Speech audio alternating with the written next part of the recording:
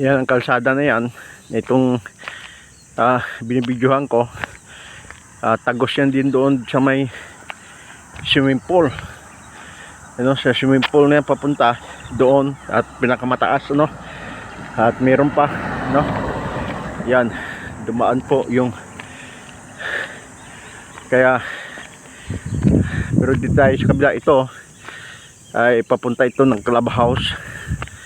At pwede rin doon dumaan sa papuntang swimming pool. So mamaya po is bibidyohan natin yung clubhouse at ang malapit sa Laguna Lake. Dito po ay marami ito naglalakad-lakad dito, no, mga residente dito sa amin lugar tuwing umaga at nag-i-exercise sila. So ugaliin natin mag-exercise sa tuwing umaga kasi ito po ay napakabuti po sa ating physical na katawan, kalusugan, ano. Yan po laging in-advise ang mga doktor sa atin na kailangan po is alagaan, no, yung physical natin ng katawan.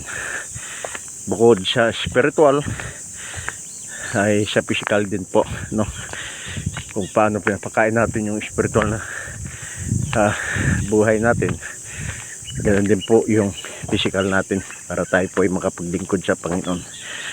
So good morning po, shout out po.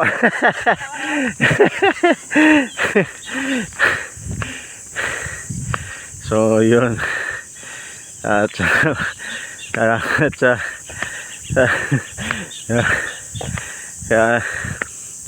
nung unang punta po namin dito wala kami kakilala.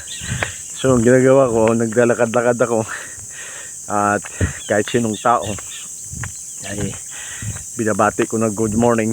So yan po ay blessing talaga sa atin, ano, na binabati natin yung atin na nakakasalubong, no. Yan po ay blessing. Yan si kabayan yan. So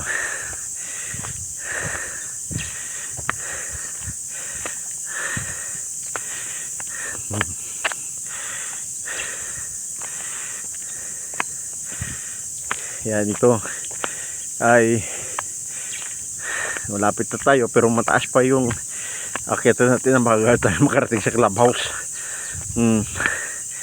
Ito ay tagos ito sa gate number 1. Kahapon po doon sa may gate number 3 tayo. Ngayon gate number 1, you know. Ang gate number 2 nandun po papuntang Barangay Bumbungan, Morong Rizal. Yan. Napakasarap. Napakaganda.